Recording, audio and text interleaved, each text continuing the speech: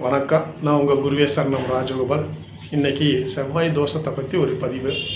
இந்த செவ்வாய் 2ல் இருந்தால் செவ்வாய் தோஷங்கிறா. அது என்ன பண்ணும் அப்படின்னா, வாய் துடுக்கு எச்சாகும், நிதானம் மாறும், ஒரு விஷயத்தை யோசித்து சொல்ல மாட்டாங்க, பெரியவங்க சின்னவங்கன்னு பார்க்காம டப்புன்னு பேசிடுவாங்க. ஆனால் நல்ல குணம் இருக்குது, தெளிவு இருக்குது, ஞானமெல்லாம் இருக்கும். ஆனால் தன்னை டக்குன்னு மறந்து வார்த்தையில் விட்டுருவாங்க. இந்த 2ல் செவ்வாய் இருந்தால், அதே 2ல் செவ்வாய் இருக்கிறவனையே கல்யாணம் பண்ணினா நல்லா இருக்குமா அப்படின்னா, இவங்களும் காரசாரமாக பேசுவாங்க, அவங்களும் காரசாரமாக பேசுவாங்க. அப்போ 2 பேரும் காரசாரமாக பேசும்போது அங்கே பிரச்சனைகள் சங்கட்டங்கள் வரும்.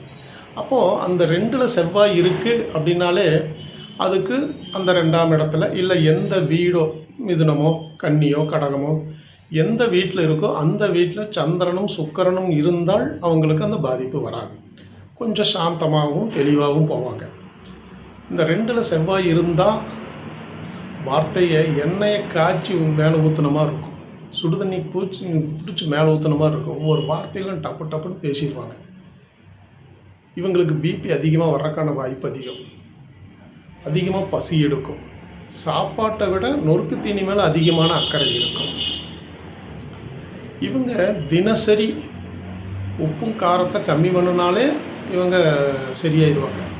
ஜங்க் ஃபுட்டு தொடவே கூடாது, மட்டன் இவங்க தொடவே கூடாது. அப்படின்னா அதுக்கு தகுந்த உணவுகளை மாற்றிக்கிட்டாங்கன்னா இவங்களுக்கு அந்த செவ்வாயோட ஆதிக்கம் கொஞ்சம் கம்மியாகும், கொஞ்சம் நல்லா இருப்பாங்க. நன்றி, வணக்கம்.